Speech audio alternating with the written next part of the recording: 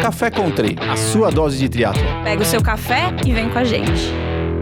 Olá, bem-vindos a mais um episódio do Café Country. Eu sou Sérgio Magalhães, eu tô aqui com a Érica Magrice, com o Wagner Espadoto, Beto Nitrini, e a gente vai mais para um episódio do Café Country. Hoje, a gente vai sentar para tomar um café com o coach Guilherme Manocchio, o Gui Manocchio, atleta profissional que todo mundo conhece, é fã, e que seu currículo tem mais de 500 provas. É isso mesmo, galera, 500 provas. Uma média de 25 por ano. Pode isso?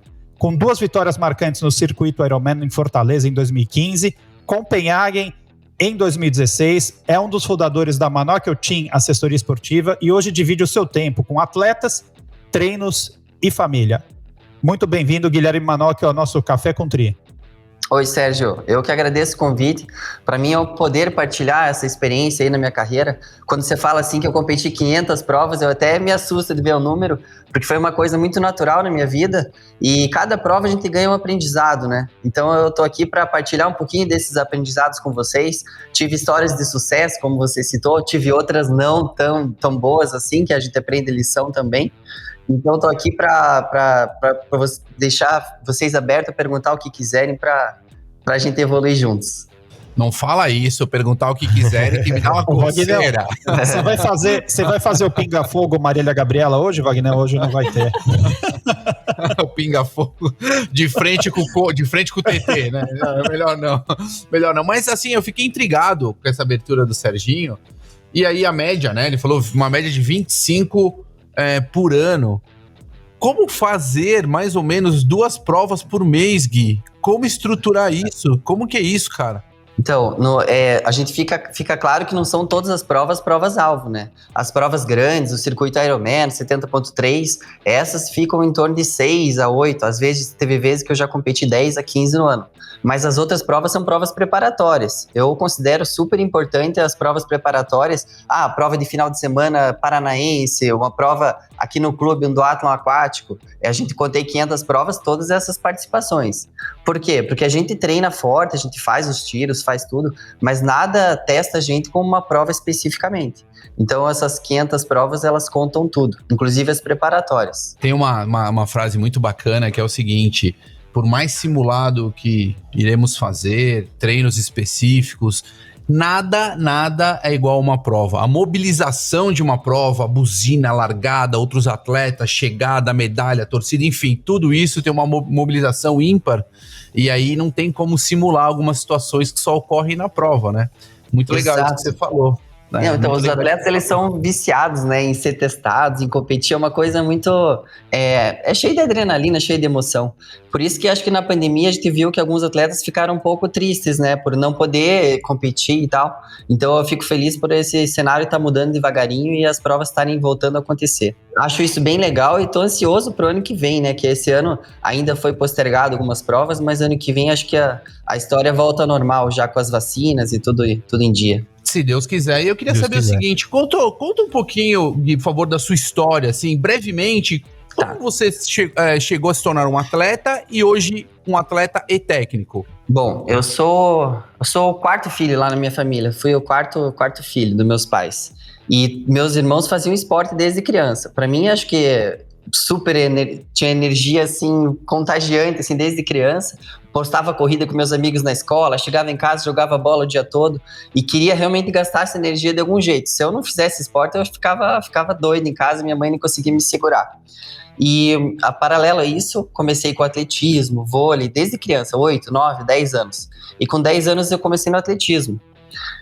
Adorava correr, saltar, isso foi uma formação até do meu biotipo, do meu jeito de encarar vitória e derrota. No atletismo até é uma história legal que eles sempre me punham para competir com pessoas mais velhas. Então a primeira lição que eu tive no esporte foi perder. É lógico que você perdeu, olha o tamanho das pessoas que você competia. E daí eu incorporei, porque a gente quer sempre ganhar, né? Então, primeiro eu aprendi a perder, para depois, quando eu fui progredindo no atletismo, a competir com as pessoas da minha idade, eu tinha mais facilidade, acabei ganhando e vi como era legal também. Então, foi bem interessante. Mas quando eu tinha 12 anos, meu irmão começou a fazer triatlon. E aquilo lá me encantou. Eu ficava esperando ele no final do treino de corrida para postar o sprint final com ele. Já que eu fazia atletismo, gostava de correr. E eu acompanhava eles nas provas e foi crescendo aquele amor, aquela sensação de ver ele trocar de modalidade. Eu falei, nossa, que coisa mais maluca, mas eu tinha aquela vontade. Então, com 12 anos, eu também experimentei meu primeiro triatlo. Hoje, eu acho que não tem assim, uma prova sprint para 12 anos. Acho que é super sprint, umas provas de categoria de base. Mas na época tinha aqui no Paranaense. E eu fiz e foi uma experiência bem diferente para mim. Eu sofri bastante na natação, tive umas dificuldades, mas quando eu cheguei na prova, eu já estava assinando a inscrição para a prova seguinte, porque eu gostei, não fui muito bem, mas eu já estava acostumado a ter as dificuldades no atletismo, então eu falei, não, vamos melhorar isso e tal. E daí comecei me apaixonando pelo esporte, pela essa dinâmica, né, de envolver as 3 modalidades e testar o corpo no limite. Eu sempre brinco que ninguém nasceu aprendendo a fazer os 3 esportes, né? Então, o triatlon é um esporte de aprendizado e foi comigo, assim, desde o começo. Daí já contei a introdução, daí fui melhorando no esporte, fui 13, 14, 15, e daí vem aquela taxa de hormônios, né, testosterona e tal, comecei a fazer tempos bons. E daí, com 18 anos, já que eu era um dos melhores no amador, apesar de não treinar tanto, falei, não, acho que eu vou ingressar no profissional. Fiz 1h56 no Internacional de Santos, eu me lembro. Que eu aprendi a nadar, já nadava um pouquinho melhor, pedalar e correr eu tinha muita facilidade por causa do atletismo. Então, eu ingressei no profissional com 18 anos. Para mim, foi um degrau, assim, antes do tempo até. Porque eu fiz a primeira prova de triatlo no profissional e saí em último colocado da água. E foi uma coisa marcante para mim essa situação final de último colocado, porque eu tive que reaprender como me posicionar numa prova, que vi que era outro nível. Mas voltando naquela história do atletismo, falei, um desafio que eu estou disposto a enfrentar, já sei como que é, as dificuldades, então você tem que trabalhar dia a dia, ano a ano, deficiência. E daí eu comecei a ser competitivo no esporte profissional com 25 anos, uns 6, 7 anos depois. E daí a história começa, né? Onde eu comecei a entrar no cenário nacional. Muito legal. Foi em 2004, né, que surgiu a Manual que eu tinha assessoria. E Gui, como que você enxerga, né, desde que você iniciou de 2004, a gente está em 2021, o que você acha que mudou de lá para cá e como que você enxerga, né, o futuro para as assessorias, para os técnicos? Porque a gente vem de uma época, eu tô falando que eu acho que eu sou mais velho aqui junto com o Betão, a gente chama ele de ancião, mas no final eu e o Wagner sou mais velho que ele. A gente veio de uma época muito do feeling, né, onde não existiam todas essas tecnologias, né, não tinha tudo isso. E você também deve ter vivido tudo isso. Como que você enxerga de 2004, quando você começou a tua assessoria, para hoje, o que mudou e o que você vem mudando e como que você enxerga a tua assessoria para o futuro? Para, uma coisa importante aqui. Tem uma coisa importante. Fala. Tem aqui, ó, Manóquio Triathlon Team, ou seja, MTT. Eu quero saber o seguinte, abre seu coração aqui para nós e fala, esse MTT foi inspirado na TT? Conta pra nós, vai. Não. Se ele ficar feliz, vai. Poxa, agora que eu falei, puta, agora me consagro. Não foi. Não, foi coincidência. Eu vou te falar, até porque esse podcast aqui é bandeira branca, ele vai tomar mais um cartão por ter falado na TT aqui no programa. Não, já tá muito recorrente essa propaganda, vamos ter que cobrar um patrocínio. Exatamente, Betão, a gente vai ter que cobrar um patrocínio. Os caras querem me cobrar dinheiro pra falar da TT aqui, é brincadeira aí. Então, vamos, só deixa eu fazer um retrospecto. Você falou de 2004 até 2021, né? Em 2004, na verdade, eu já fazia o esporte há 10, 12 anos. Então, realmente, isso aí. Quando eu iniciei no esporte, cara, era só feeling. Não tinha Garmin, não tinha plataforma digital para acompanhar o treinamento. Os gráficos que tinham eram feitos na mão. Eu lembro que eu e meu irmão, a gente brincava de fazer o volume semanal, fazendo risquinho de 30 km, 40 km. E era legal de ver isso, mas eu fazia manualmente. Depois não tinha nem suplemento, né, Gui? Não tinha gel, não tinha nada. O melhor programa que a gente tinha depois foi o Excel, que a gente fazia as planilhinhas lá e começava a fazer. Então, mas o esporte tinha uma coisa que era muito benéfica, que hoje talvez esteja um pouco carente, mas já vou explicar isso na sequência, que é a questão do feeling mesmo, da sensação de sentir o esporte, que eu sou fã número 1 disso, e eu vou explicar o porquê adiante. As plataformas digitais e a massificação do triatlon, como eu vejo hoje, é uma coisa positiva. Cara, quem que não quer saber o quanto de pace tem que correr? Ele ajuda, são ferramentas que ajudam você a perceber o seu corpo, na verdade. E ajudam você a treinar na zona correta, em estruturar o treino da melhor forma possível. E isso é muito bom, por quê? Porque os treinamentos e as metodologias de treino também evoluíram ao longo do tempo. Antigamente, você via, por exemplo, a natação, os caras faziam um volume absurdo de natação para ter um rendimento que não se compara com o rendimento de hoje. Hoje o volume diminuiu um pouco, a qualidade dos treinos melhorou, a potência dos atletas é outra, a evolução da parte técnica, a gente vendo a ondulação submersa, a potência na saída, nas viradas, o mecanismo que eles mudam, a técnica de natação mesmo mudou, e isso é bem evidente, a gente consegue ver que eles tiraram os trajes e continuam evoluindo. O triatlo é a mesma coisa, eu não tenho exemplo assim de falar dos trajes, de falar da saída, mas é bem claro para mim que o esporte e as metodologias de treino evoluíram de tal forma, ou até mais do que a natação. Então isso também veio pela questão de troca de informação, a informação fica fácil de acessar, vários artigos sendo publicados, e também na estruturação do treino através das planilhas e das zonas de treino, poder plotar isso num gráfico e ver isso e poder conversar com os outros treinadores e outros atletas a respeito sobre isso. Então o treinamento evoluiu muito, tem mais atletas fãs do esporte, o que eu acho isso fantástico, é fantástico para todo mundo e tem margem para qualquer assessoria crescer, porque o nosso objetivo como assessoria esportiva é ajudar os atletas a fazer deles o esporte ser legal para eles, ser uma coisa que eles gostam, promover o esporte e para alguma parcela ter performance. E eu acho que dá para fazer e dá para conquistar isso dia a dia, treino a treino, todas as assessorias, todo mundo trabalhando junto e fazendo o esporte crescer como um todo. É isso que eu acho. Muito legal. Uhum. O que eu falei do esporte, da questão da sensibilidade? Porque, cara, o esporte é número, a parte esquerda do cérebro é a parte racional, certo? Ela é muito envolvida em números, planejar, colocar a teoria em prática, números, você tem que correr 40 quilômetros, tal pace, etc. Mas se você não ativar a parte direita do cérebro também, que é a parte da sensação, a parte da imaginação, a parte da visualização, isso aí tem que trabalhar junto, porque senão o atleta vira uma máquina. E máquina é legal, ela dá resultado, tudo. Mas o que guarda na memória das pessoas são os sentimentos. Quando você está na linha de chegada do Ironman, você vê que não importa se o cara chegou com 8 horas, 10 horas, 15 horas, é aquela foto da chegada, da emoção dele carregando a criança, dele sorrindo, vibrando. Isso que ele vai pendurar na parede da casa dele. Então, o triatlon é número, mas é muita emoção também. Agora não pode mais entrar carregando a criança, né, no Ironman, né, Betão? Você teve esse prazer. Vamos fazer pro Galvão quando ele voltar, volta, Galvão, poder entrar com os filhos, pra gente poder... Eu tive... Cara, deixa eu contar um negócio. Eu tive em 2017, cara, no Rio de Janeiro. O Lucas sempre chegou comigo. Mas não podia, né, nas provas.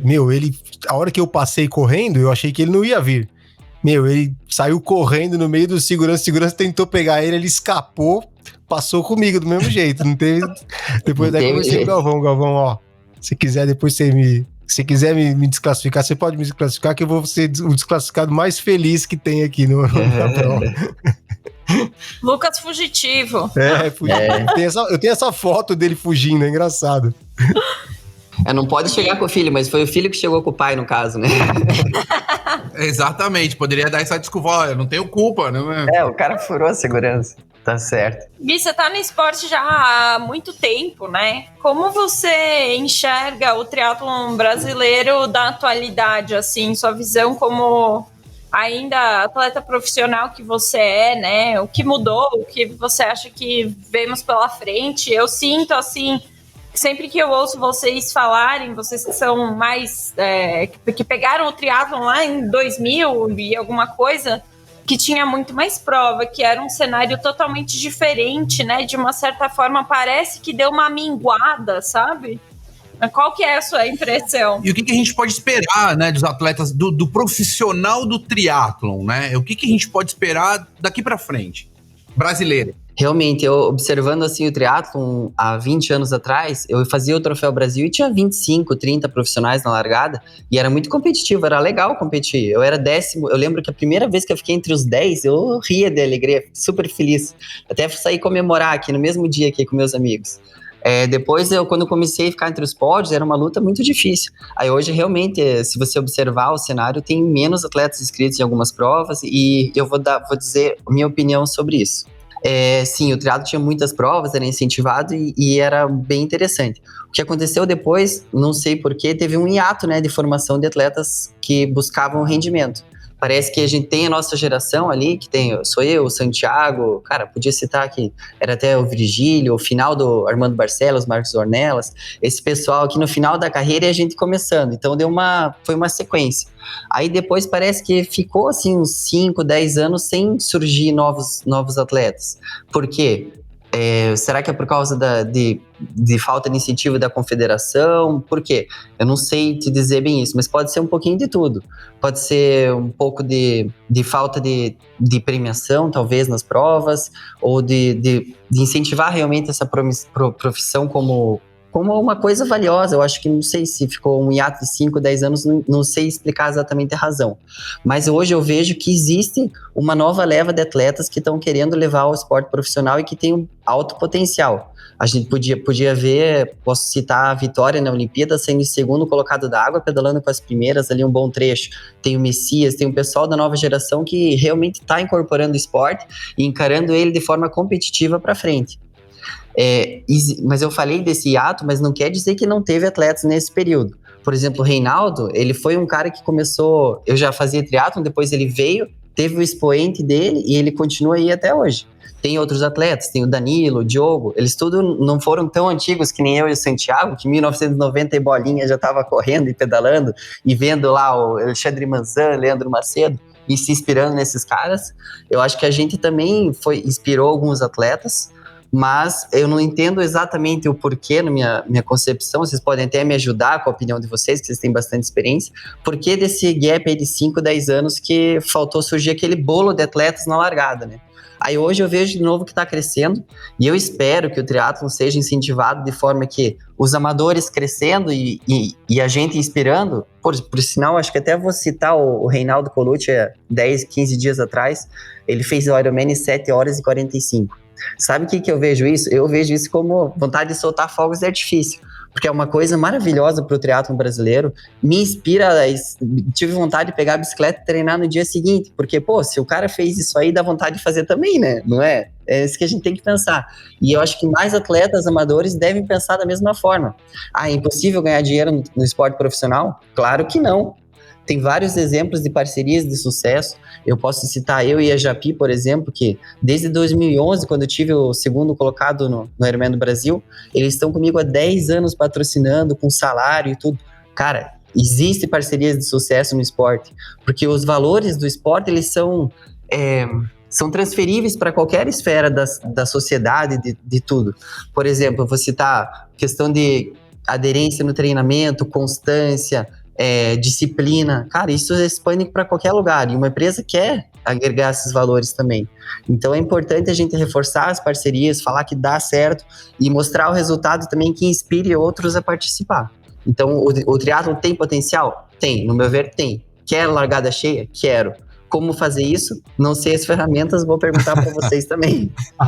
Eu tenho algumas opiniões, a gente já falou em outros programas sobre isso, acho que minha visão é um conjunto de coisas. Eu acho que a gente, não sei se o hiato são 5, são 10 anos, a gente tem a primeira coisa que lá em 94, 95, não tinha muito mídias sociais, e quando a gente tinha que ver as provas e os atletas, os profissionais, os fãs, a gente ia ver nas provas, né? A gente encontrava vocês, a gente pedia autógrafo. Então, uma coisa que mudou muito hoje é que tá todo mundo acessível pelo Instagram, pelo Facebook, e as mídias sociais estão aí. Esse é o primeiro ponto. Então, eu acho que isso muda muito a relação. O segundo ponto, a gente já falou algumas vezes, o atleta profissional, na nossa visão, ele lá de 20 anos atrás para cá, hoje ele não adianta só ser um super atleta dentro, né, da prova, não sei, ele tem que estar presente, né, nas mídias sociais, é isso que a gente falou, as pessoas querem acompanhar o que ele vem fazendo, e para as marcas é importante isso, e a gente sabe o quanto difícil,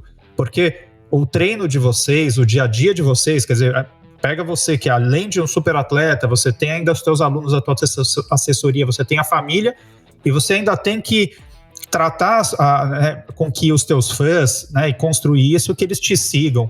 Então, acho que isso também. E aí, para as empresas, a gente já falou, e o Colucci falou muito isso no programa que a gente gravou anteriormente, o triatlon é muito pequeno, né, dentro da esfera de outros esportes. Então, quando a gente fala... É um nicho, e quando a gente fala em retorno, é muito vago a gente falar em retorno, mas porque o retorno ele pode ser muito qualificado, o retorno pode ser para poucas pessoas, bem qualificado, ele é bem eficiente, a gente não está falando em grandes massas, mas eu acho que, então esse papo assim, o triatlon é muito pequeno, ele não gera retorno, eu não concordo, porque dentro do nosso universo e de quem a gente impacta, se você for relevante, se você tiver conteúdo e qualidade, você dá o retorno para aqueles que são necessários. Então, eu acho que falta um pouco da gente pensar e ter como que a gente retorna isso e de como a gente apresenta isso para os patrocinadores.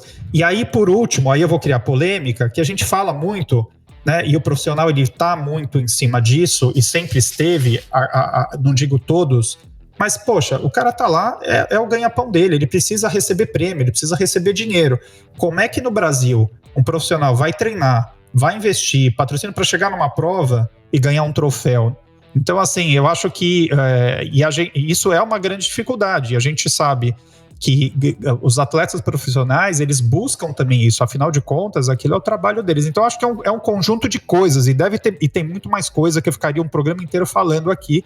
Mas essa é um pouco da minha visão. Eu tenho uma dúvida aí também, se é o quanto as provas longas, Gui, tipo Ironman, a gente tá falando de Ironman, elas não impactaram, associado às redes sociais, para diminuição da entrada de atletas nas provas mais curtas, porque veja, quando a gente tá falando até mais ou menos 2005, sei lá, 2003, ainda, poxa, fazer o Ironman era uma coisa muito difícil, você tinha uma largada com, sei lá, 800 atletas, vamos falar É muito difícil, né?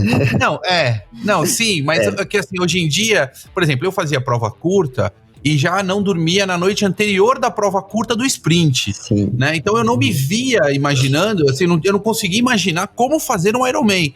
Hoje, o amigo, ele tá no boteco, ele aposta com o outro, eles vão fazer Ironman depois de 6 meses. Você sabe do que eu tô te falando. Sim. Você sabe do que eu tô falando. Você não acha que isso também tirou um pouco ali da estrutura, da base do triatlon, dessas provas menores, desses organizadores, e migrou tudo para as provas longas, e aí deixando esse hiato? Você não acha que isso pode ter colaborado? Essa é a nossa teoria, né? Bom, eu podia perguntar para você se o certo é começar com a Ironman. Você vai dizer que não, né? Que o ideal é começar nas provas de base, começar no sprint, no Olímpico. Você sabe que eu não sei mais, tá, Gui? Eu hoje em dia, assim, hoje em dia, eu não tô mais naquela coisa do certo e errado. Exato. Né? Porque quando eu falo muito pro cara assim, olha, eu acho que você deveria fazer uma escadinha e crescer. Só que muitas vezes ele quer fazer só o Ironman. Ele não quer passar por todo o processo, né? Certo. E aí nós entramos naquele conflito de ética ou não, se é ético ou não, também é uma outra discussão, enfim. O nosso dever como assessoria, quando chega um atleta que quer fazer direto o Ironman, por exemplo, em 3 meses, 6 meses, às vezes dá, o cara tem experiência de outros esportes e tal. Cara, meu objetivo é só fazer o Ironman, não quero mais nada. Cara, quem é a gente para julgar a escolha dele, né?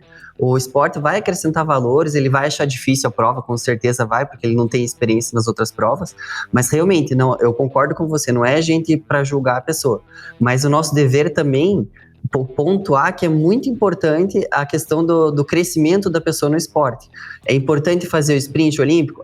Mas você tem que argumentar o porquê é importante, porque o que acontece que eu vejo assim em retrospecto, teve várias pessoas que fizeram o Ironman de primeiro, e depois, na sequência, sofreram na prova e deixaram a bicicleta do lado e falaram, realmente, eu acho que eu não quero mais esse esporte, eu sofri tanto nesse dia, porque o treino eu não sofri, deu 3 meses de treino, foi difícil e tal, mas eu não quero mais esporte, deixou a bicicleta 4, 6, 1 ano lá para depois voltar a olhar para ela.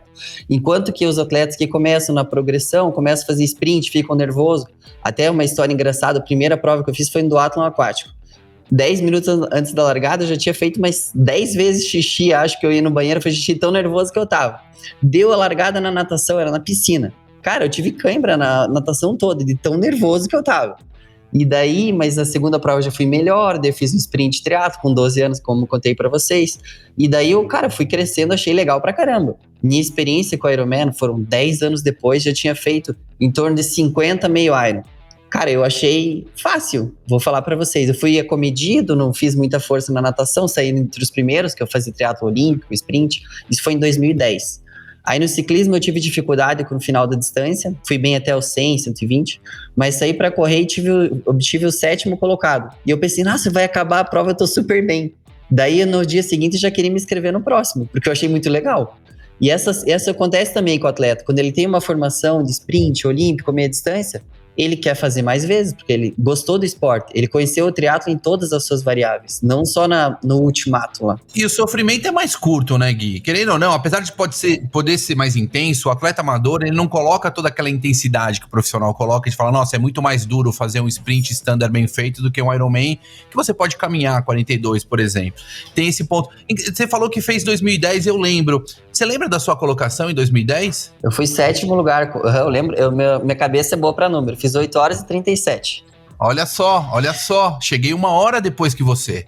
Que beleza, eu tava nessa prova, fui 42º geral, feliz da vida, ó, que legal, show de bola. E ó, Isso eu posso falar, né, porque não posso falar também do que eu já fui, que eu já fiz aqui, que a TT não pode, enfim. Pode.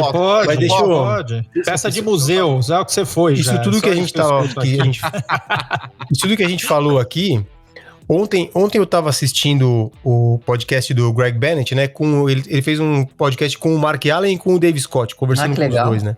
Deve ter sido legal. E o Mark Allen falou exatamente isso, uma coisa que a gente comentou aqui. Ele falou, o que tá acontecendo, e você vê que é uma coisa mundial, é que quando a pessoa quer entrar no triatlon hoje, ele vê, por exemplo, o Collins Cup lá, que aconteceu, vindo na televisão, ele quer entrar.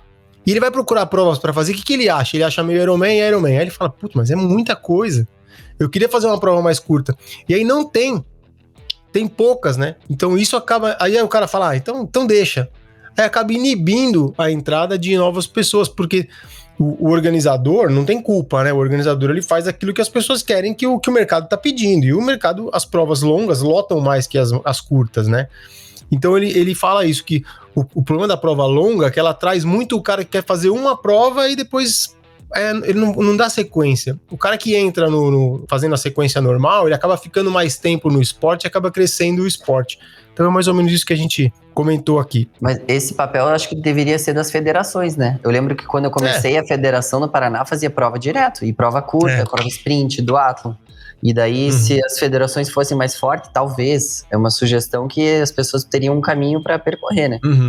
Acho que poderia ser uma ideia inteligente. O Gui, e você falou de parceria, né? Que você teve uma parceria com a Japi há bastante tempo. Tive você também teve um tempo de sucesso. Teve com o Team Bravo também, né? Que você fez parte do time. Queria que você contasse um pouco pra gente. Aquilo foi muito legal. Como que foi a experiência, né? Que você teve lá. Acho que você foi uma das pessoas que mais aproveitou aquilo, né? O momento ali, que soube aproveitar mais. Eu aproveitei, né? Mas não fui só eu, né? Todo mundo aproveitou. Acho que foi um crescimento do time todo ali, dos participantes, né? Então, foi a ideia do Léo, não sei se conhecem o Léo. Ele falou, cara, eu gosto de triatlon, vejo você faz tempo. Foi depois do Ironman, ele me convidou. Tô montando um time de campeões aqui, você quer participar? Daí eu pensei, cara, primeiro eu não acreditei, né? Daí eu falei, cara, será que é verdade isso? Será que não é? Daí ele falou, calma, Gui, eu vou te ligar, eu vou te explicar tudo. Daí ele me ligou, daí eu falei, cara, esse troço é fantástico, é lógico que eu vou querer. Porque ele vai a ideia era trazer os melhores atletas do Brasil, alguns expoentes do mundo, que com conhecimento técnico, por exemplo, eles pegavam a Sansego, que era a equipe do Craig Alexander de formação, ou seja, tinha vários técnicos na Sansego, por sinal o nome é bem legal, né, Sem Ego, muito legal. E daí eles traziam isso pra gente trocar conhecimento. E nisso a Rachel Joyce, o Tim Don e pessoas de alto calibre para trocar o conhecimento com os melhores do triatlon nacional. Então a ideia dele era, cara, vamos potencializar o triatlon nacional ao máximo. Como que você faz isso? Trocando conhecimento e dando exemplo, né? Que na verdade é o que a gente tá fazendo aqui. A gente tá trocando conhecimento, trazendo vários conceitos importantes, e a parte prática tem que realizar também. E essa que era a ideia do projeto. Então primeira coisa que a gente fez foi um camp. A gente ficou já tinha ideia, já começou a ter a marca, já competimos com algumas provas, mas sem muita formação, sem apoio técnico. E daí a gente começou a ser assessorado por esses técnicos da Sansego. Eu, o Vinhal, o Fábio Carvalho, o Marcos Fernandes, e depois o Diogo Clebin entrou como atleta olímpico. E nisso a gente começou a trocar conhecimento, ou seja, a gente ligava por Skype lá para o técnico lá na Dinamarca, para outro na Austrália, e via quem se dava melhor com qual estilo de treinamento. E desde que começou a treinar 1 mês, 2 meses, e fomos fazer esse camp lá em Boulder, onde a gente ficou 1 mês inserido na meca ali do triatlon mundial, né? Onde dali saíram vários campeões. Questão da altitude e tudo. Nossa, lá para mim foi uma aula. Por quê? Primeiro porque os técnicos envolvidos eram muito inteligentes. E eles sabiam de treinamento, de core e salteado de todas as filosofias possíveis. Cara, pra mim isso foi muito legal. Eu, hoje que sou técnico, argumentava várias vezes com o meu treinador lá e voltava com a cabeça baixa. Eu falei, não, eu falava pra minha mulher antes da reunião no Skype, por exemplo. Falei, não, isso tá errado, não pode ser, tá muito errado isso. Eu vou falar que não deu certo. Daí eu voltava com a cabeça baixa. Não, é assim mesmo, eu tinha que estar passando por esse perrengue aqui, porque depois vai vir o resultado. E às vezes é interessante, né, como a gente tem que passar pelas situações para aprender. Então lá a gente foi para Boulder, a gente usou aquele treinamento de base mesmo, bastante volume, baixa intensidade. Foram 1 mês treinando na altitude desse jeito. E eu nunca tinha feito, sinceramente, eu nunca tinha corrido 130 km por semana, nunca tinha treinado 30 e poucas horas na semana, mas era a oportunidade que eu tinha. Por quê? Porque eu treinava e dormia, não tinha assessoria, não tinha família, não tinha nada. Então, já que eu estava abdicando da minha filha que tinha acabado de nascer, estava fazendo um sacrifício na minha vida pessoal, cara, eu vou usar isso ao máximo, vou explorar cada frase que o treinador falar para mim. Se ele falar um negócio, eu vou incorporar na minha rotina, seja cadência de corrida, seja técnica de natação, seja a suplementação, a parte da alimentação, que para mim foi um dos principais fatores. E daí incorporei isso durante 30 dias em Boulder. E daí no mês seguinte eu fui fazer o Ironman da Dinamarca, onde minha performance já não era a mesma, né? Eu tava um degrau mais alto. E é importante, porque eu sou um pouco cabeça dura para pegar teorias novas. E o cara insistiu em mim, falou da minha alimentação, eu achava que eu comia direito.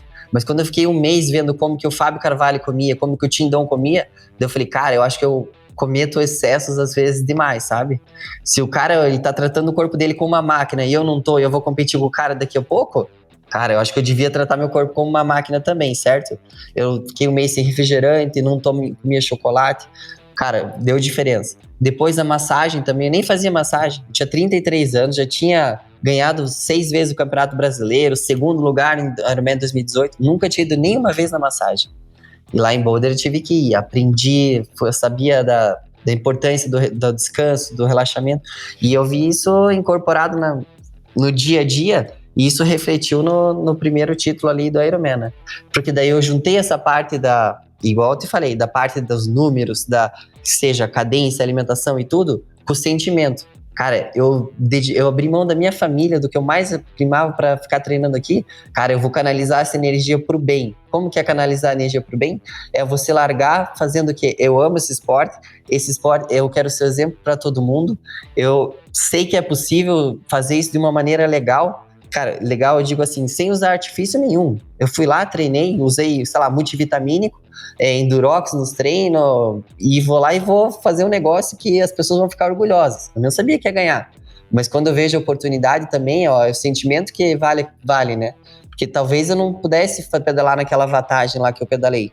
Mas, cara, eu tava pedalando. Tava em 2º lugar, no caso, lá na hora. Tava com o número bem acima do que a gente tinha planejado. E daí? Agora eu vou correr só. Falta 30 quilômetros aqui. É a minha chance. E daí é importante a gente aceitar também que a gente pode fazer uma coisa acima do que está planejado. E daí acabou que deu tudo certo, né? Também correndo 140 km a semana, se não pudesse correr a maratona, falei, agora vai. Mas o mental aí pesou bastante, né? A motivação, todo o esforço que você colocou durante esse período para você ter o resultado que você queria, com certeza foi the icing on the cake, como é que fala? A cereja no bolo, né? Isso. Na verdade, todos os meus resultados, se você observar bem, fazendo um retrospecto, acho que eu nunca falei isso, todos eles vieram com um impacto na minha vida pessoal. Vou dar o primeiro exemplo. Primeiro eu participei do primeiro Ironman porque eu casei, a gente queria mudar as coisas, experimentar coisa nova. Ok, fui 10º lugar. Depois, a minha esposa engravidou e realmente a gente não tinha condições de morar naquele lugar com uma criança, porque a gente morava nos fundos da casa da avó dela, pegando dinheiro para comprar uma casa, e era muito frio, aqui em Curitiba é frio. E era o lugar onde ela lavava roupa, então passava vento à noite. Chegou um dia no inverno que eu olhei, a temperatura estava 5 graus. E o Gabriel ia nascer em julho.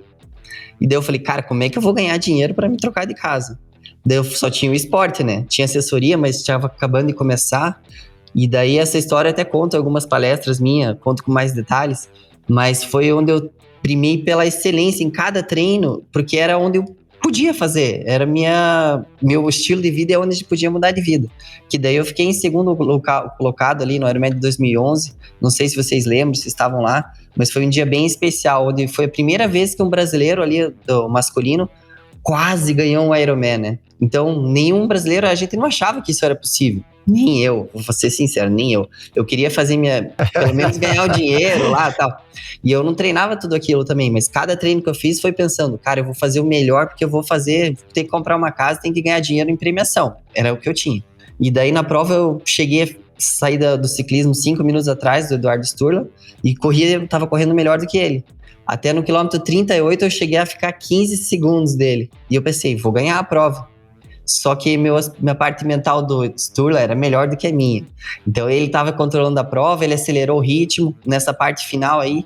E eu tentei acelerar mais ainda para ganhar, mas não era o momento. Então daí eu tive cãibra, meu corpo não respondia mais.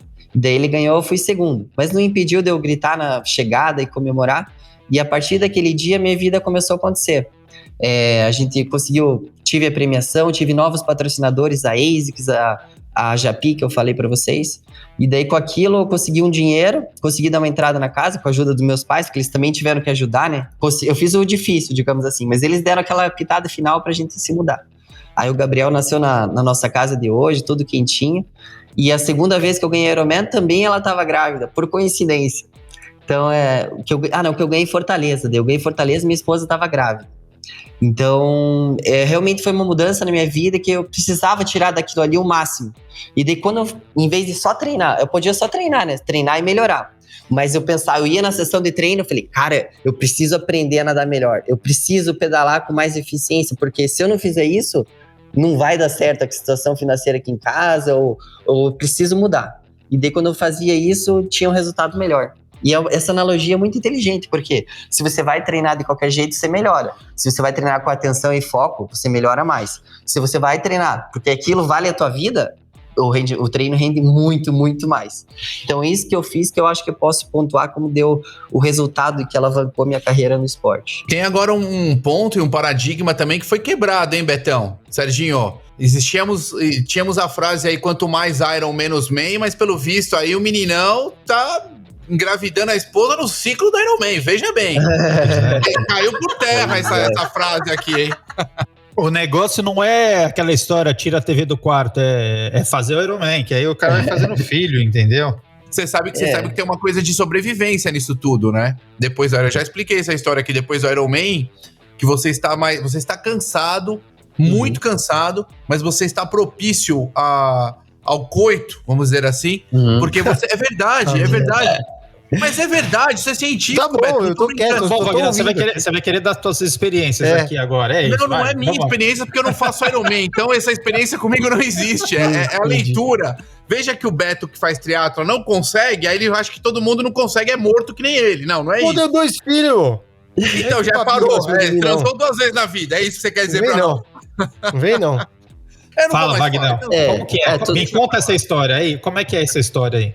É verdade, depois da prova, você tá muito cansado e você tem um sistema de sobrevivência, né? De recuperação. Ativado. É isso. Não, é um sistema de sobrevivência porque você passou um esforço muito grande durante horas e o corpo entende que aquilo pode morrer. Você pode morrer com aquilo. Você precisa propagar a espécie. Então você precisa propagar a espécie, por isso você fica propício ao acasalamento. O Beto não sabe porque não treina direito, não transa, não faz nada. Olha lá, velho. Coitado, o Beto é sempre... Caramba! Gente, a gente ouviu uma história super legal aqui do Gui. Vocês estão, meu, deturpando tudo. Vamos voltar aqui pro... Cadê o diretor do programa? Tá estragando a história do Gui. Caramba! Não, mas é boa essa história.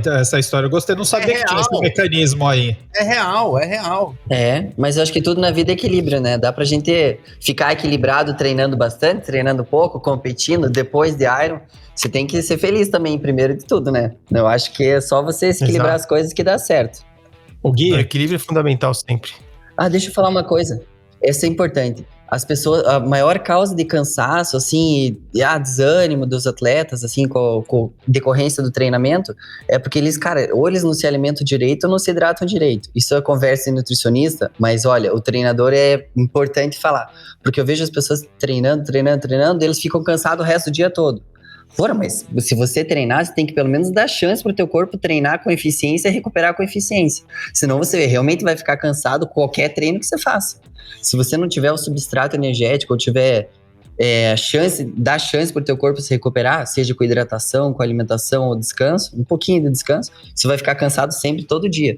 Quando eu comecei o triatlo, eu achava que era isso. Eu ficava morto todo dia. Chegava em casa arrastando. Obviamente, não tinha os melhores resultados. Eu tinha talento, tinha um VO2 alto, não tinha os melhores resultados. Quando eu aprendi que se eu tomasse um isotônico no treino, se eu comesse logo após a sessão de treino, eu me sentiria melhor, isso pra mim mudou. Mudou porque eu me sentia melhor e treinava melhor depois. Beleza, então tá certo. Isso é uma dica que os amadores e o pessoal que tá começando, vale a pena seguir, né? O Gui, conta um pouco, já que você falou em alimentação, porque tem muita gente que tá te escutando aqui que é teu fã, até onde você pode contar, obviamente. O Colucci falou pra gente que ele toma sorvete pré-prova. Conta pra gente um pouco de algumas coisas, como que você leva a tua alimentação e se você tem algumas superstições nesse lado, assim, de coisas que você faz sempre igual, pré-prova ou pré-treinos longos, alguma coisa assim, pra quem tá escutando. Pode ser que eu tenha uma curiosidade. Primeiro que até os 30 anos, minha família, ela não era família de atletas, né? Meu irmão fazia triatlo, mas meus pais não sabiam nada de esporte. Então, minha cultura era mais Coca-Cola, refrigerante, chocolate, bolacha recheada, tudo errado, né? Então, eu levei isso comigo, assim, até os 30 e poucos anos.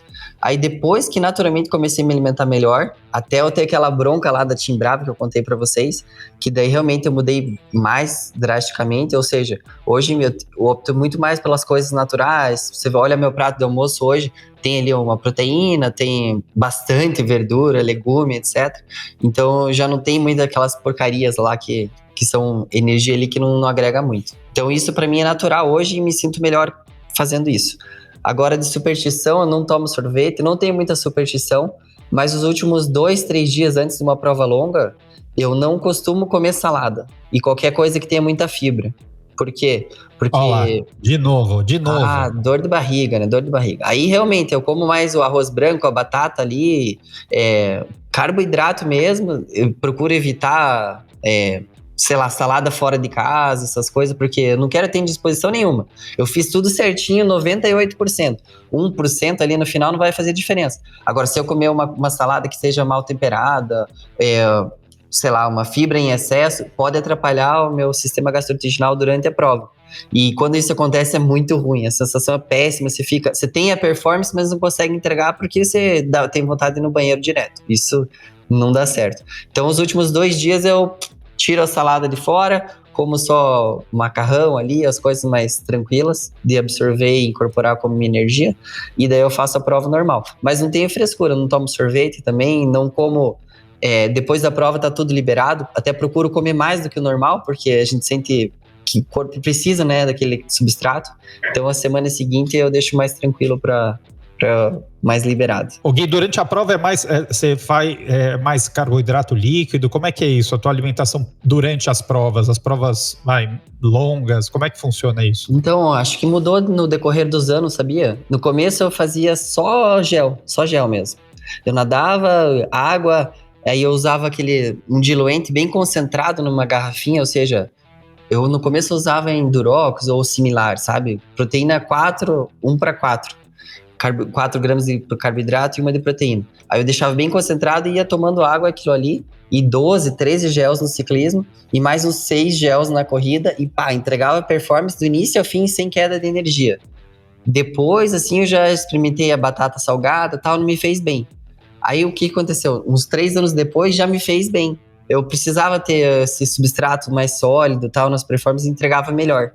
Então, o corpo você tem que sentir no treinamento antes da prova o que vai te dar certo ou não. Ou seja, você tem que se simular assim, um triatlo ali, umas intensidades parecidas. Lógico que não a distância total do Ironman, por exemplo, mas você tem que fazer exatamente a hidratação que você prevê na prova. Eu não tomo 12 gels num treino de 4 horas e meia de ciclismo, mas um dia ou 2 antes da prova vou ter que testar ali um gel a cada 25 minutos para ver se eu me sinto bem. Se eu preciso colocar sal, se não. Porque meu corpo, eu admito, hoje eu tenho 39 anos. Meu corpo não é igual quando eu tinha 29 anos. Ele precisa de outras coisas e ele se sente melhor com outras coisas também. Então eu tenho que saber isso no planejamento do treino, tem que ver com o nutricionista, tem que ver o que é melhor para depois acertar na prova.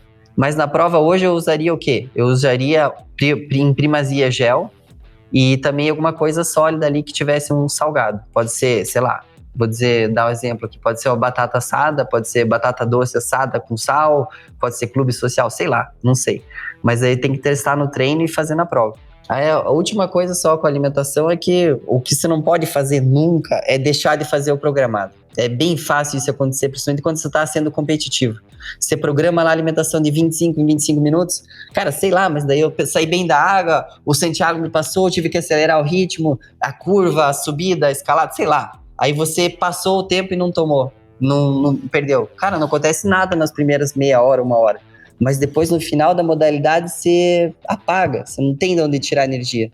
E esse também é uma coisa importante para falar para os amadores, porque não é na hora que você sente ali a falta de energia, é depois. É 1 hora depois, 2 horas depois, 4 horas depois. Então, eu recomendo sugerir um timer no relógio ou no ciclo da bicicleta para você não esquecer essa hidratação. A última coisa que eu vou comentar, que é uma característica minha, nos Ironmans que eu fiz, que eu me dei bem, eu tomei Coca-Cola. Eu comecei a correr e tal, o gel já não entrava mais, ou precisava de energia extra, Coca-Cola e água junto. E daí isso me segurou a maratona, eu com nível de glicemia alto até o fim. Ô Gui, me fala uma coisa, a gente sabe que a estratégia do profissional, ela tá muito voltada para a dinâmica da prova, né? Ou seja, você mesmo falou, pô, Santiago passou, o que eu faço? Vou atrás, não vou. Uhum. O amador, ele é muito bem controladinho, né? Você vai andar nesse F aqui, você vai correr nesse formato. Perfeito. Então ele se programa treinando e se alimentando como uma máquina. No profissional, a gente não pode dar esse luxo, né, de andar a determinado IF, entendendo que a dinâmica de prova pode variar. E muitas vezes eu tenho que buscar ou não deixar o outro atleta fugir muito. Como lidar com a estratégia nutricional, sendo que eu sei, aquele momento que eu tenho esses spikes, e você mesmo falou isso, como gerenciar isso para mais ou para menos ingesta de carbo durante a prova? Você tem alguma estratégia nesse cenário? Se é que é gerenciável. Lógico, a tua pergunta é excelente. Eu podia citar, só para exemplificar o fato, no primeiro Ironman que eu fiz, no que eu fiquei em segundo, me passou o Eduardo Sturla, depois passou o Oscar Galins. E realmente, se fosse ver meu IF, eu não podia pedalar naquele ritmo, mas nunca. Nunca. Tanto é que se eu fosse a hora de me alimentar e pusesse qualquer na boca, eu ia cuspir na hora, porque eu não conseguia nem respirar, quanto mais comer. E isso durou um bom tempo. A gente no profissional, a diferença do amador é essa. O nosso nível de sofrimento às vezes é um pouquinho a mais, porque a gente faz isso a vida toda. A gente chega naquela barra de sofrimento e empurra para cima, todo dia. Aí na prova a gente entrega ainda mais, então realmente não conseguia nem respirar. No meio do Ironman, isso durou por 40 minutos, 1 hora. Aí como que eu vou gerenciar isso? Agora que é a parte importante, que é da tua pergunta. Lembra que eu falei das ferramentas científicas e tudo, regradinho, e amador controla o IF, coloca para dentro. Agora, o profissional, e qualquer atleta, na verdade, ele tem que ter o feeling do corpo. Ele precisa ter a sensibilidade de saber se passou um pouquinho da curva da alimentação, o efeito que aquilo dá no corpo, e como que ele reajustar isso de forma prática, mental. Por exemplo, perdi um gel aqui, vou ter que tomar 2 gel ali. Eu dei um exemplo crasso, assim, mas é só para exemplificar. Ou você olha para dentro e fala, cara, tô devendo, comecei a ter um pouco de hipoglicemia. Eu devia antecipar o gel de 5 em 5 minutos. Ou devia, sei lá, tomar um Gatorade inteiro no próximo posto de hidratação. mas eu sinceramente, eu consigo sentir se meu corpo tá perdendo questão hídrica, a questão de sódio, se eu tenho que tomar sal ou não tenho que tomar sal, e se a questão do gel eu preciso espaçar mais ou menos. Eu no treino eu consigo perceber isso, e na prova é só o reflexo do treino, a gente sabe disso. E eu também consigo perceber meu corpo nesse sentido. Sabe quando o atleta chega naquela zona do flow, que percebe cada sensação da prova e o rendimento é aumentado? Se você olhar para dentro nessa sensação, você consegue saber cada reação celular tua também. Cara, meu batimento tá 160. Aí se eu olhar no relógio, realmente tá 160. Se eu sei se tá faltando hidratação ou não, eu sei também, porque eu consigo ter a visão periférica e a visão interna ao mesmo tempo. E nessa hora, que eu acho que o meu rendimento foi... As minhas melhores performances foram sempre assim, porque eu tinha uma noção minha da parte interna, externa e dos adversários também. Pode parecer engraçado, mas não. Eu sei quando o cara não tá bem, que é a hora assim, cara, agora que eu vou forçar ele, que ele não tá bem, e eu tenho que me aproveitar dessa hora. E isso a gente faz muito bem, e eu sei que os outros profissionais também fazem isso. Eu falei, o Oscar Galins me passou forte, ele viu que não era uma hora boa pra mim. Aí minha opção é, ou eu reajo e tento, vejo se eu melhoro pra frente, ou eu desisto e perco a prova. Que às vezes já aconteceu e pode acontecer normalmente. Mas a gente tem que sempre estar analisando como se fosse um jogo de xadrez, na verdade. Sim, sensacional, sensacional. Essa consciência, né, eu acho que isso, a gente já falou em outros programas, assim, tem muita gente que tá treinando e não tá prestando atenção ali em si mesmo, né, nos sinais. Eu acho que isso que você falou, Gui, putz, é muito legal para quem tá escutando, o quanto importante é quando você está treinando, quando você está fazendo qualquer tipo, você está inteiro ali, prestando atenção em cada sinal do teu corpo, em tudo que está acontecendo, porque esse estado de flow, ele só vem, né, com essa consciência toda, e a consciência não é daquele cara que está treinando com você, do teu amigo, a consciência é tua, né, do teu corpo, da tua mente, do teu limite. Isso faz uma diferença, maravilhoso, muito legal escutar você falar disso. E é muito do que também o Arthur falou, né, quando a gente conversou com o Arthur Ferraz aqui também, né, que ele falou muito das conversas internas com você mesmo, né, de que o cérebro vai querer parar, né, o corpo, ele pede pra você parar, fala, não tá legal, precisa parar, e você vai ter que estar sempre pronto pra responder isso quando ele pedir pra parar, fala, não, a gente não vai parar, porque a gente programou pra fazer.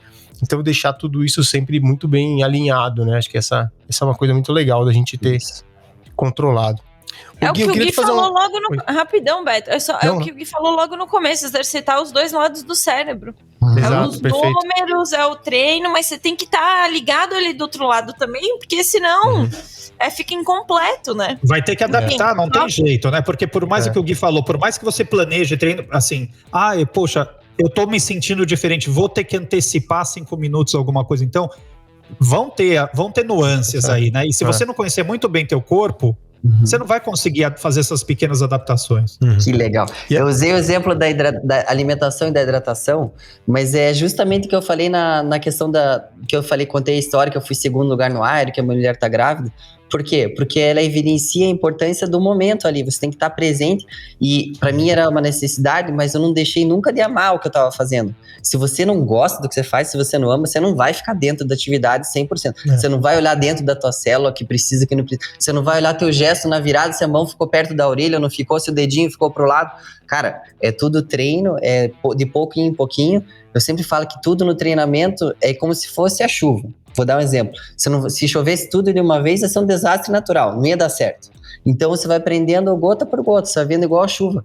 Então uma sessão você melhora o posicionamento da mão, na outra você entende mais sobre o teu corpo internamente, na outra você vê a questão da hidratação. E daí se for chover todo dia certinho, você vai regar a tua performance de maneira adequada no dia da prova. Poxa, vamos fazer um momento flow Café com Tri agora com o Gui Manoc. O Gui, a gente vai abrir um quadro aqui, você vai regar. Beleza, show de bola. Vamos fazer um momento flow ensinamentos do Gui Manoc. Posso falar aqui? Você ganhou um fã, velho. Show de bola. Virei muito seu fã hoje, demais. Legal, muito legal. Bom, fico feliz. Ô Gui, e assim, já tô chamando de Gui, né? A gente já tá chamando amigo aqui já, né? O pessoal do triatlo me chama de Manoc, porque eu sempre coloco o Manoc atrás, né? Todo mundo chama de Manoc. O Guilherme é muito longo. Mas meus amigos me chamam de Gui, não tem problema, tanto faz. Então tá bom. Durante a pandemia, quais têm sido os desafios pra você aí como técnico e como atleta? O que você tem O que você tem visto aí? Como que você passou esse período e tá passando ainda, né? Vou abrir meu coração agora, hein? Olha que vai ser difícil. Mentira. Não, vou falar a verdade. Eu tava querendo buscar minha última performance de verdade. Eu pensei em encerrar minha carreira em 2020. Que eu ia fazer o Ironman ali de novo e tava assim, cara, eu tava precisando, tava afim de fazer aquela performance. Tive um ano muito difícil em 2019, fiz a prova, não entendi o que aconteceu com o meu corpo. Apareceu até uma cicatriz no meu pulmão depois, eu não entendi o que tava vendo. Aí fiz um monte de exames, precisei de uns 3 meses pra me limpar lá o corpo. Teoricamente apareceu, foi um TEP que eu tive, uma tromboembolia pulmonar, um pouquinho antes do Ironman. E eu, cara, nunca usei nada de errado, não entendia o que tava vendo. E depois eu só vi que meu corpo não respondia direito. Eu ficava doente fácil, deu tudo errado. Aí eu melhorei aquilo, procurei ressignificar o esporte de uma maneira para me sentir bem de novo, amando cada momento do esporte. E daí eu pensei, cara, vou fazer 2020 para arrebentar, me sentir bem. Aí em fevereiro eu fiz um GP Extreme e fui terceiro. Eu ainda tava na crescente, tinha treinado 1 mês e meio direitinho. Eu, cara, pedalei com o Santiago um pouco, que era a minha referência aí da prova. Acabei chegando em terceiro, fui bem, fiz quase a melhor corrida. Falei, cara, acho que tô pronto. Então, em fevereiro, março, eu tava focado. Eu fui pra praia treinar sozinho, ficava 10 dias só eu, minha bicicleta, o mar, e meu corpo sentindo aquilo lá. Que eu fazia tudo que eu apliquei no decorrer da minha história toda. Cara, meu corpo tava se transformando, eu tava uma bala. Teve a pandemia lá em abril. Aí foi aquela ducha de água fria, né? Falei, esse Iron não vai dar. Mas eu acho que tudo acontece por uma razão na nossa vida, em tudo, né? Então eu pensei, cara, eu fiquei bravo no começo, admito. Aí depois eu procurei ressignificar aquilo lá. Eu falei, cara, não tem nada que foi em vão. Aí eu procurei olhar pra minha vida como um todo, né? Eu vi que toda vez que eu treinava com uma excelência assim, eu sobrecarregava minha mulher pra caramba, em casa, com os filhos e tudo. Eu vi que o meu filho, por exemplo, já tinha ido na psicóloga porque ele não estava aprendendo tão bem a disciplina, era desatento, não dava atenção às coisas dele. Daí eu falei, cara, sabe de uma coisa? Eu vou dar uma olhada nisso aqui com mais atenção. Vou ver como que é a visão da minha esposa, vou ver por que o meu filho precisa de mim. Paralelo a isso, eu dei uma focada na empresa também, que todos os atletas sentiram, certo? Todos os atletas ficaram igual aquele meu sentimento de raiva e frustração. Então eu falei, beleza, já sei o que eles estão sentindo e vou dar uma mão aqui em casa.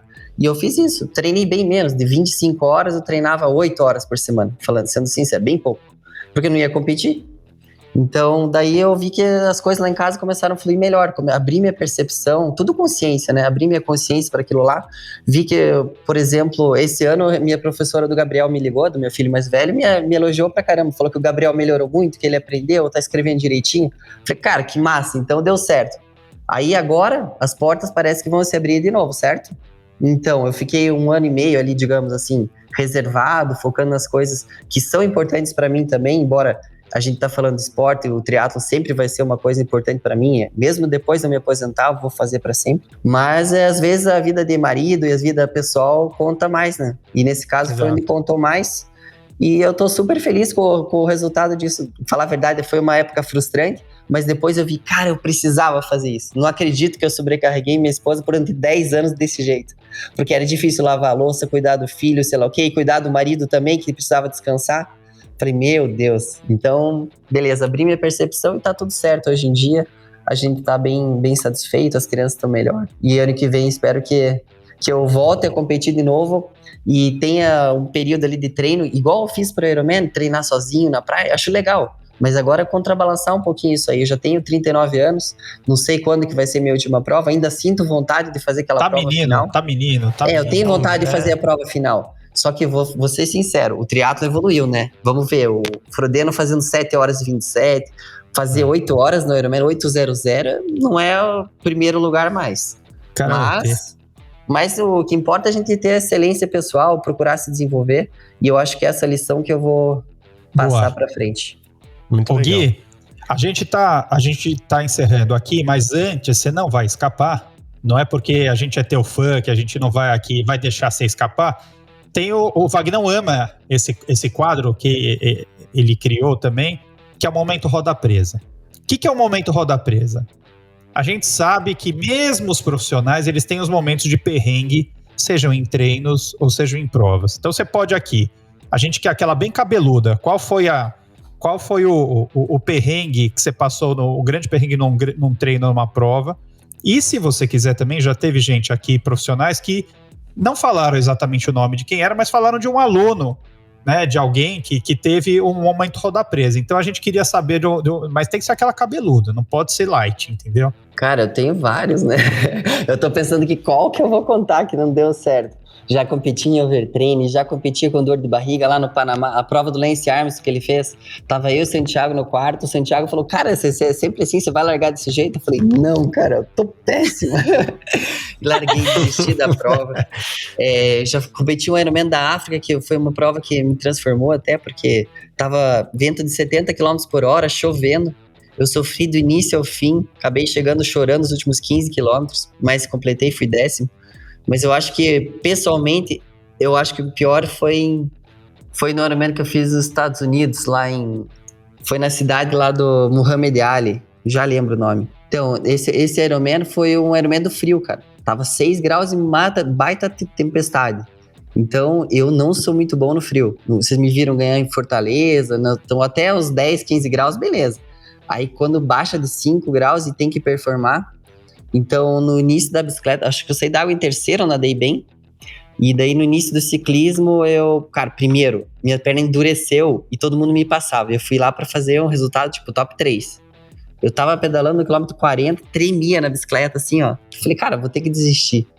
Vou desistir, não consigo andar, minha roda tá presa, tá tudo errado. Parece que o freio tá pegando. Não tinha freio pegando nenhum. O freio tá pegando aqui, tá tudo errado. Daí eu procurei me acalmar, falei, não vou desistir agora só porque não tô confortável, calma lá. Aí procurei e falei, vou sprintar aqui uns 10 km pra ver se me esquenta a temperatura interna.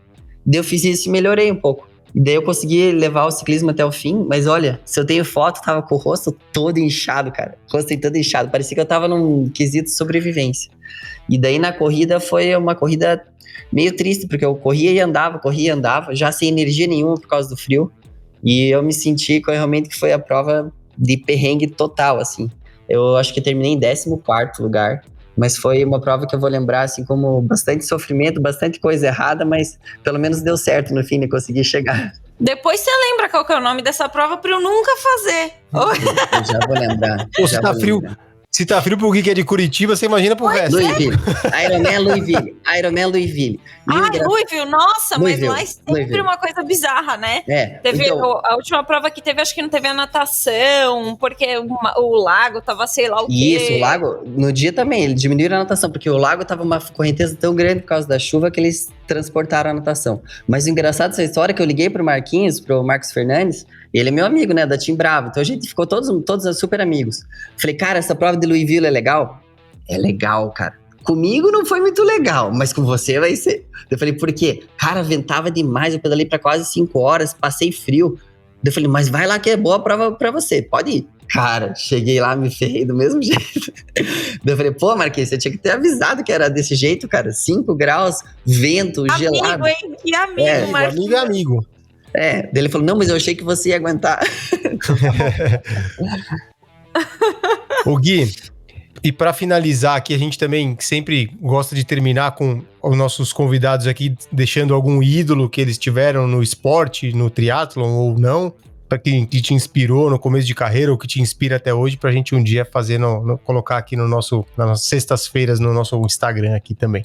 Cara, o meu ídolo, eu vou ser sincero, um cara que eu admiro muito no esporte é o César Cielo, cara. Eu acho impressionante o brasileiro chegar e conquistar o que ele conquistou com o recorde mundial, com a inteligência dele pro treinamento. Eu vejo, você pode ver os vídeos dele, como ele pensa sobre o esporte, e para atingir esse, cara, 20 segundos e 90 nos 50 metros, realmente a natação para mim foi muito difícil de crescer, e eu vejo algum cara que faz aquilo de maneira perfeita, com grande sensibilidade, porque o Cezão também tem grande sensibilidade, veja que ele é o cara diferenciado. No esporte eu podia citar vários exemplos ali no triatlo, cara, desde criança eu comprava revista, ficava vendo o Leandro Macedo competindo, mundial e tudo. Meu irmão também foi um cara que me inspirou bastante. Então eu tenho vários exemplos aí, mas não deixo de ter os ídolos de hoje em dia. Quando eu vou competir com o Colucci, por exemplo, cara, o cara é um cara super completo, acabou de fazer um resultado excepcional lá no Ironman. Então já entrevistei ele também, cara, são pessoas que a gente admira de graça, assim, né? Então Verdade. Isso também motiva a gente a continuar no esporte. Legal. Sensacional, sensacional. Eu vou... Valeu, Érica. Pessoal, vocês comentem aí, nossos ouvintes queridos, se vocês querem o hashtag Conselhos do Gui. A gente vai começar. Momento flow. Momento flow do Gui. Legal. Galera, queria agradecer de novo demais a participação. Pessoal que não conhece o Gui, busca lá no Instagram, busca a assessoria dele, vocês que são da região, quem quiser, enfim. E, novamente, muito obrigada a todos. Lembrem de seguir a gente também lá nas plataformas de streaming. E é isso, galera. Até a próxima. O Gui, a gente vai colocar no perfil, se você quiser falar, qual que é o teu Insta? É Gui Manocchio. Tá bom. E a gente vai deixar no perfil também da assessoria depois, tudo para quem quiser conhecer mais do Gui, não só patrocinadores ou atletas, a assessoria dele tá sempre convidado aqui. Obrigado, Gui. Cara, não podia deixar de agradecer o convite aí de novo, achei muito legal falar com vocês, a produção de vocês, já vi outros podcasts, achei fantástico. Então, me sinto honrado de fazer parte do seleto grupo de entrevistados aí, por enquanto. E é isso aí, bola pra frente e vamos junto. Valeu. Obrigado, Gui. Valeu mesmo. Valeu, gente. Até a próxima. Valeu. Café Country, a sua dose de triatlo. Pega o seu café e vem com a gente.